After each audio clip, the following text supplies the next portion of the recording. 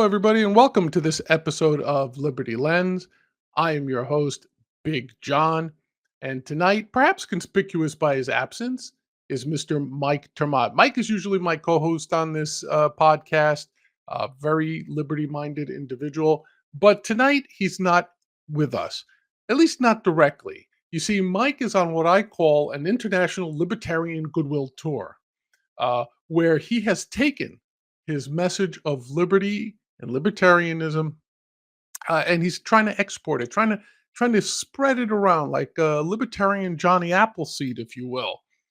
Anyway, in this particular episode, we're going to hear from Mike as he is currently in Scotland, and he sat down with one of the sharpest liberty-minded economists outside the United States, Mr. Antony Sammeroff. Antony doesn't just study American politics. He evaluates it from the perspective of someone who's seen its global ripple effects every day. From foreign policy and NATO to the cultural exports of the American left and right to the way U.S. presidents shape world opinion. This is a rare opportunity to hear how our country is viewed through a truly libertarian lens abroad. So let's take this opportunity to join Mike Termott on location in Scotland for this very interesting and powerful conversation with Mr. Antony Sammeroff. Enjoy the interview. Good to see you. Good to see you. In your estimation, the relationship between the United States and the United Kingdom. Traditionally, this has been one of the most rock-solid relationships in the world, right? We call it in the United States, we call it the special relationship. relationship. Obviously, things have been a little bit rocky. Some of the trade issues got a little bit rocky. The imposition of tariffs and required negotiations that I don't think Starmer or anyone else in the United Kingdom thought was going to happen, but did. Where are we as rock solid as we used to be? Are we as good as we used to be? Are we as special as we used to be? And what are your thoughts, your worries, optimistic, pessimistic, just knee-jerk reaction? Well, I mean, Starmer is not particularly popular from what I can gather. So the special relationship is kind of a political thing. It's kind of between the political classes. One thing I could say about living in Scotland is Scottish people like to think of themselves as very forward-thinking, progressive and inclusive. But I would say being anti-American is the one acceptable bigotry in Scotland. I don't like it, and as you know, I've spent quite a long time, almost a year of my life in America, and I even when I was a kid, I found anti-Scottish bigotry unappealing and kind of a little bit low-minded and anti-Scottish bigotry in the United States. No, I found in Scotland, I found the bigotry against the English low-minded, and I didn't like that, and because I felt like it was immature, and the same goes on here. And usually when I meet Americans here that have moved here and make friends with them, I make a joke about the negative attention they probably had from time to time and the anti-American bigotry, and they all recognize what I'm saying. So unfortunately, there's a low mentality. Where does that come from? A resentment of? I think it really started to happen under the Bush administration with the war in Iraq and Afghanistan.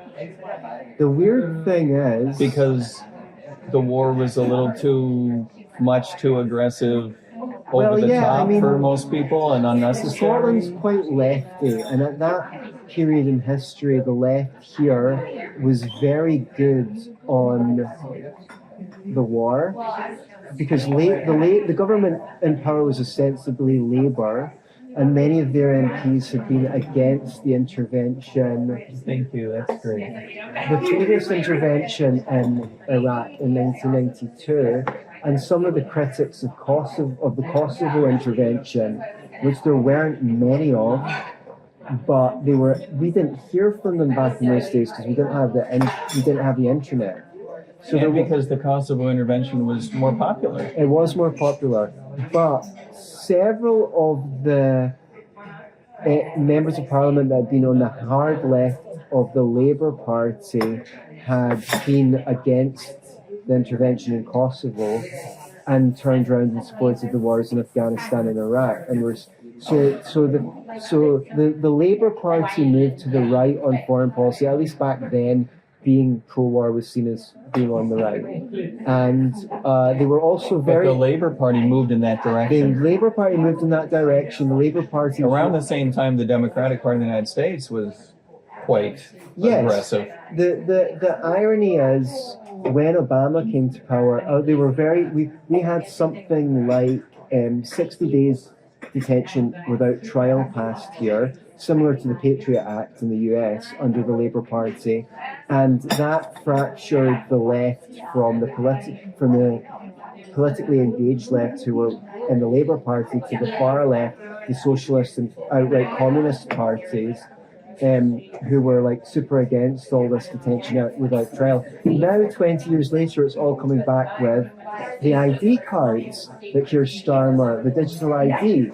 That Blair tried that 20 years ago and failed, but now it's coming back. So Politically failed because of the pushback. Right, exactly. Now, people on the right and more libertarian-minded people who've come from the right like to say, I don't think the left was ever in favour of free speech. I don't think they were ever really anti-war. They were just partisan. But I would actually say I was on the left, and I actually think what we're dealing with is a different generation. Back in those days, what was important on the left was stop the war, get the government out of surveilling us. We should be surveilling the government, not the left. And most importantly, those rich corporate capitalist bastards have all the money, right? That was there, and we should be dealing with poverty by taxing the rich and making regulated corporations. Those were their three main priorities. Now it's more like social justice, identity politics, stuff like the surveillance state and the war are not, in this generation, 20 years later, 25, are not the top priorities of the left anymore. They still talk about inequality a lot. Their policies aren't anything, for solving inequality aren't anything that we would recognise. All of the advocacy around poverty is always about redistribution. It's never about making it easier for people to earn a living or reducing the price of goods and services by deregulating or anything like that. This sounds like the United States to me. Exactly. But, occasionally you will hear one voice on the left saying something like housing regulations put the price of rents through the roof and disproportionately harm the poor. But that, I would say, is a very small segment. So, well, that segment, are you sufficiently optimistic to believe that segment will grow? A more market-oriented, maybe a more capitalistic, unfortunately, the left might say, a more libertarian approach growing on the left. Is that ever going to happen? No, because I spend a lot of time saying that's eventually going to happen, but it might take decades. Well, are you going to tell me that it's going to take centuries? Unfortunately, the messaging of the left is still controlled by the corporate media. And even within left-wing circles, there's a lack of interest in economics, in a sense. It's kind of the same as Marx had, which was that economists are bourgeoisie. And I mean, Marx went as far as to say that if you're a bourgeois economist, you're not able to see beyond your class interests, because that's how classes work. It's very difficult for people to see outside their class interests. That is Marx's academic position. Right. They more or less see the field of economics as, well, they're just not that interested in it. You know? So Marx at least believed that economics is a science, right? And you hear people say that. So did Mises. Do you know what I mean? They both believed that economics was a science. They just came. These people think basically, the problem is the belief that a policy, if you want a policy to do X, Y, or Z, it's just going to do that one thing without secondary and tertiary consequences. To return to your original question, yes, I feel like it started to become gradually acceptable to be anti-American around when Bush came to power, and became worse since then. The irony is, of course, that Obama then came to power and continued the Bush policy in all those ways. But what it was very successful in doing, I mean, remember, 8 years is a long time. That means everyone who's 10 years old can vote.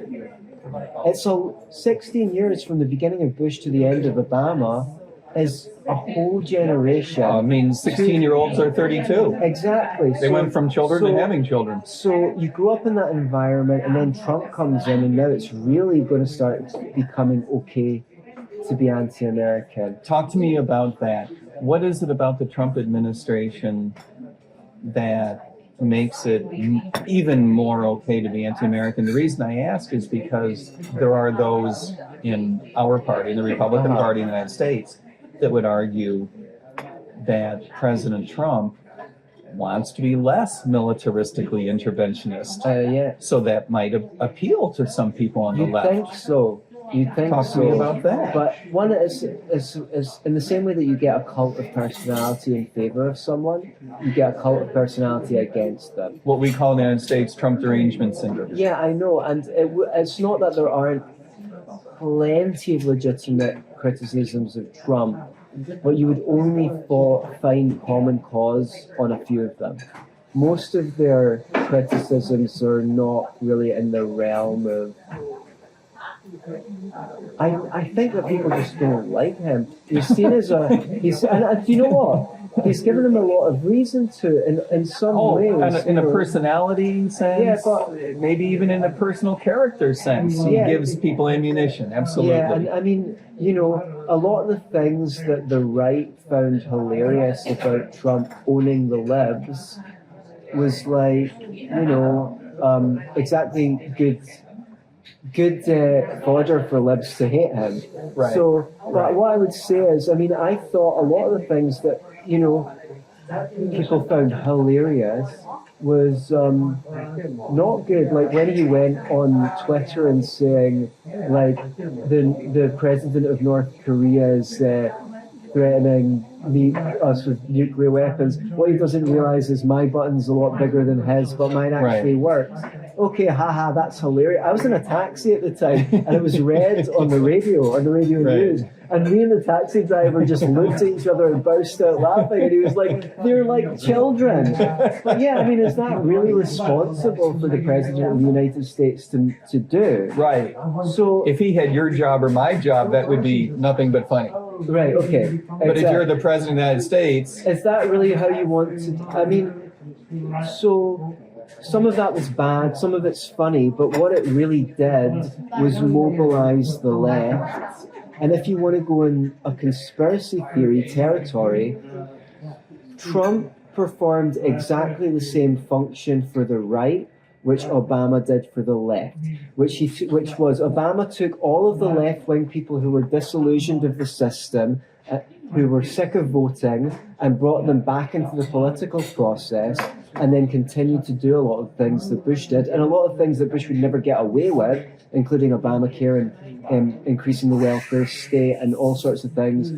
And Trump did the same. I remember, because I've been in the Libertarian movement since about 2008, which is longer than almost anyone in this country. In that period of about 2012 to 2015, we were getting more people at Scottish Libertarian Party meetups than ever before. And they were sucked back into the political mainstream. And it must have been even worse in the USA by Trump. Now, that would have been good if he'd done some of the things that he sold himself on. To libertarianism. I don't know if it would be good. I was very skeptical. Then he came back and I thought, he definitely made a lot of it right. So I want to be wrong, okay? I want to believe what the QAnon people believe, that Trump's secretly working for I would love to be proven wrong, right? I would love to believe that, for example, the Pfizer deal he signed. Yeah. I would love to believe that him and RFK are just playing the slow game and this is the best they can manage and they're reeling it out. What I see is he just basically gave Pfizer a monopoly on providing certain products. And the ingenious thing it is from the perspective of the pharmaceutical company is it really sells the idea that the only problem in America is drugs are too expensive. Not that people are taking too many drugs, not that not that they're taking expensive treatments when cheaper ones will do, not that they're... When you have the Trump brand and the Pfizer brand in a deal together on a retail level, not just a policy, but on a retail level, that's a problem. It sets a precedent that the government's allowed to choose winners and losers in the healthcare industry. So now, and so that's to a libertarian economist, that's the biggest problem. The next problem, which might be more one that would concern you, not only that you can pick winners or losers, but that's the winner you pick. Yeah. The vaccine guy. What you're doing, what happened there was Trump got up with convicted felons and made a deal. This is a deal between not just convicted felons. They were responsible for the biggest fraud found in all of history. Now they've been overtaken by another pharmaceutical company that was sued for even more than they were. So they're a mafia making deals with rich mafia gets to provide drugs to people. In your estimation, the Scottish folks' view, or the British folks' view, NATO going forward, the American government, President Trump, has said that maybe NATO is not all as good an idea going forward as it used to be. He's been very critical of NATO's role, whether or not the United States needs to be a part of it. He has openly questioned. He has recently virtually required national governments to commit to spending 5% of GDP on defense-related stuff. Everyone but Spain has reluctantly agreed to that. He has said that he doesn't want the United States spending hundreds of millions of dollars more on Ukraine. He wants the Europeans to pick that up. Do you believe that a decade from now, NATO will look like it does now? That NATO should have been disbanded as soon as the Soviet Union collapsed. NATO was basically created to make sure that, it was really created as a buffer between the Soviet Union and America. America wanted it because it meant that the Soviet Union might attack Europe instead of America. So it never should have existed. We never should have fought the Cold War. Instead, we should have become as free market as possible and led by example. So NATO can go to hell, but that's not going to happen because there's a bunch of people who make a lot of money from being in NATO, and they shape the public perception of NATO and make people think that it's a good idea to have NATO. And most people don't know anything about NATO or how it's created. But, we've had it for a while, and obviously we probably should have it. Do you think the majority of the Scottish people would like NATO to remain pretty much the way it is? There's a comfort in what we've always known? They don't know a single thing about NATO.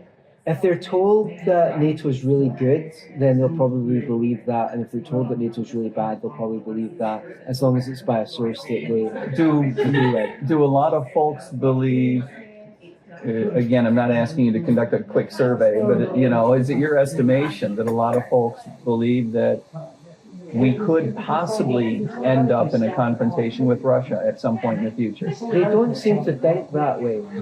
I guess they're used to not being bombed themselves. Right. I don't know. Most people here think it's very black and white that Russia, that Russia was wrong invading Ukraine, and that's all there is to it. Even people who were very against the Iraq and Afghanistan war, and Russia probably shouldn't have invaded Ukraine, but it's more complicated than that. Completely understood. I'm not an expert on that There issue. you are more than you think you are, because I'm really interested in sort of your perception of where Britain is and where Scotland is in particular. A lot of folks are concerned that Putin, once he digests as much of Ukraine as he's going to digest, we don't yet know whether that's going to be a piece of it, the whole thing, or unlikely to be zero, right? But once he's done with whatever, a few years from now, when this war in Ukraine is settled one way or another, a lot of folks are afraid that he is going to want to then turn his eyes on Other countries, Poland. Estonia. Okay. Right. Well, I hope he does. Poland is a big prize, Right. but Estonia, you could imagine, Well, Estonia is doing very well thanks to their implementation of relatively free market policies compared to their neighbours. I don't think. Does that make it more desirable? I have no idea. Yeah. If I was, well, I mean, I don't think that I think that Putin had legitimate border concerns and security concerns regarding Ukraine. Does that mean he was right to invade? No. But I think he had legitimate concerns. Is that the case with Estonia? Maybe I'm being over optimistic about Putin. I mean, I don't know what goes through that guy's head. Sometimes when you see what he actually has to say for himself, he sometimes talks a lot of sense. But then, lots of politicians talk sense all the time. But that doesn't mean that they believe or they're going to execute what they say they are. It's a little bit like, historical revisionists digging up speeches where Hitler says he didn't want to invade Poland or Czechoslovakia, but they forced his hand because they won't stop being on the German-speaking population there and stuff like that. You're going to take Hitler at face value. They don't take Churchill at face value, so why would they take Hitler at face value? He's a politician. He's going to say those things. That's what politicians always say when they invade other countries. Yeah. I don't want to do it. So I don't know what goes in Putin's head, but I do think that getting to the negotiating table is favourable. Agreed. Trump can't do it because everyone said he's colluding with Russia. I don't know. Gaza. A lot of folks are pessimistic and worried. Of course, right? Could we have gotten here without President Trump? Seems to be a question that a lot of people are interested in. I don't know if you find that question interesting or not, but a lot of American politics is revolving around this question of how important is Trump? And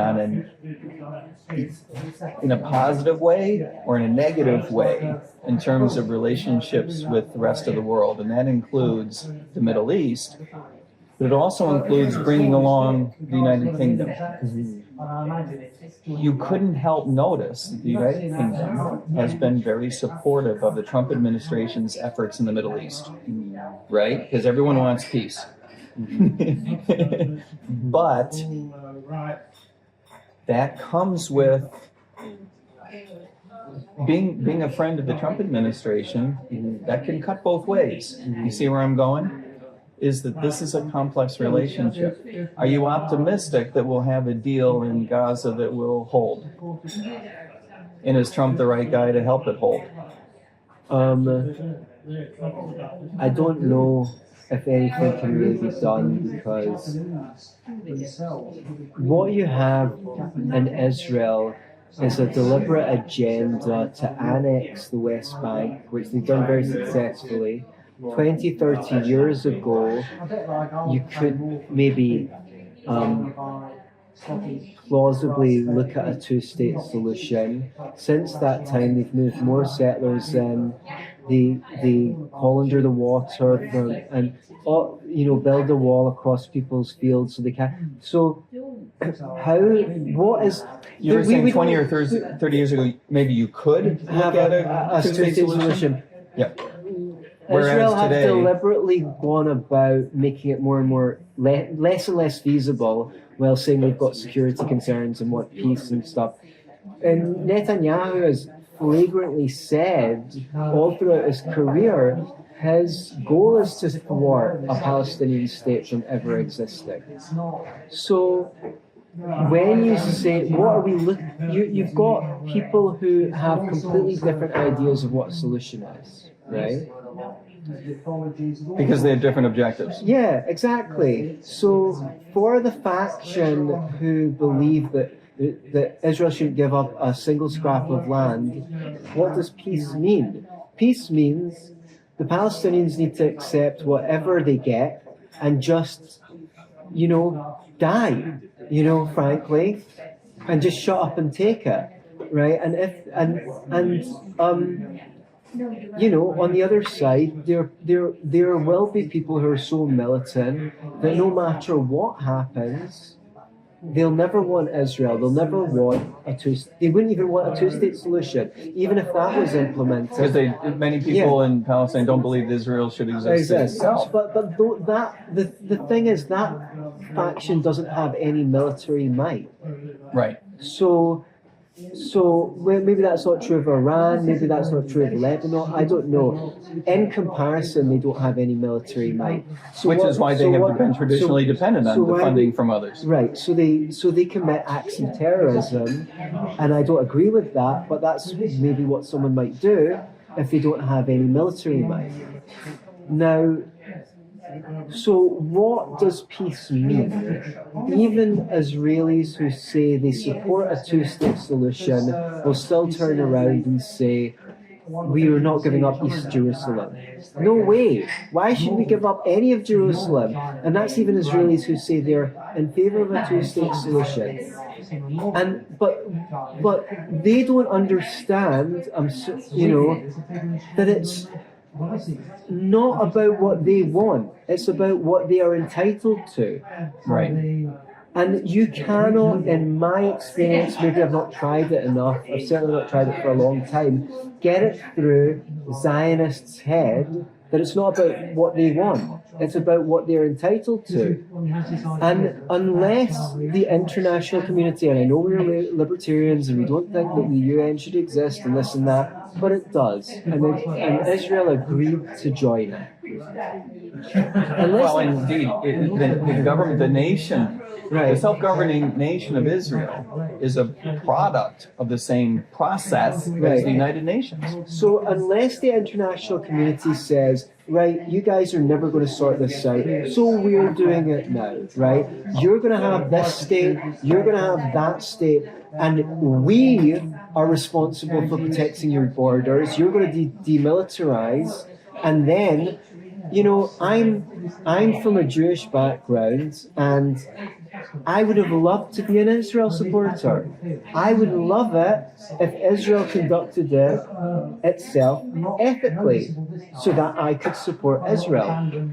If when I was a child, Israel went back to its 67 borders, then if it was the victim of terrorism, they'd have the moral high ground. They'd be able to say we were attacked within our own territories. And it's true, it may be true, the 1967 borders are not defensible. Most countries' borders aren't defensible. Is Mexico's borders defensible? If America decided to invade Mexico, no country's borders are defensible. So the international community would have to say to the Palestinians, you didn't like being under the Israelis, so we need a military presence on your border with Lebanon to protect Israel, because the Israelis can't be trusted to do it themselves. That's the only solution that I can see. Is it realistic? We need a complete shift in human consciousness in order for that to happen. And those things don't happen in the short run. On our favor, the love affair of the right with Israel is fast coming to an end. Those people are getting old and dying off. And the younger people, people have made it politically acceptable to be on the right and not support Israel. And the left, the Democrats' love affair with Jewish people and US are predominantly Democrats. And they're not as pro-Israel as they used to be. So Is it that way in the UK also? I would think so. I In would Scotland think in so. particular? Or most of the Jews in my lifetime have moved down to Manchester and London. Right. Most of the synagogues in Scotland have closed down in my lifetime. Really, I didn't realize that. The community here is very small. That's sad in some sense. It's sad in some sense, but then on the other hand, I mean, if you want to go to a city with a bigger Jewish community, Yeah. you're going to go to London. I'm not suggesting they Yeah. made bad decisions. It's just sad It's that they sad. felt like they Yeah. had to make that decision, right? Yeah. Thank you. Thank you. Wow. Very interesting interview with Mike and Mr. Antony Sammeroff. Look, what we just heard is a type of a wake-up call. Antony gave us something we almost never get here in the American media, an honest, unfiltered look at how our nation and our leaders are perceived overseas by people who actually share our values of liberty and self-determination. These are people who look to the American ideal of individualism, of rugged individualism, of freedom, and of individualism. So whether you agreed with everything he said or not, one thing is clear. The ideas of liberty are global, and so are the consequences when America strays from them. Look, if we want to lead in the world by example, it has to be through the example of principle, not power. Through peace, not projection of war. We can only hope that America gets back on the path of being a truly global leader, but not through intimidation, not through power plays, but rather the potential that we hold as a beacon of individualism and liberty. My thanks to my co-host and friend, Mr. Mike Terma, for bringing us this conversation all the way from Scotland, and to Antony Sammeroff for reminding us that the world is watching America, not just for what we say, but for what we do. Until next time, this has been Big John for Liberty Lens. Peace, everyone.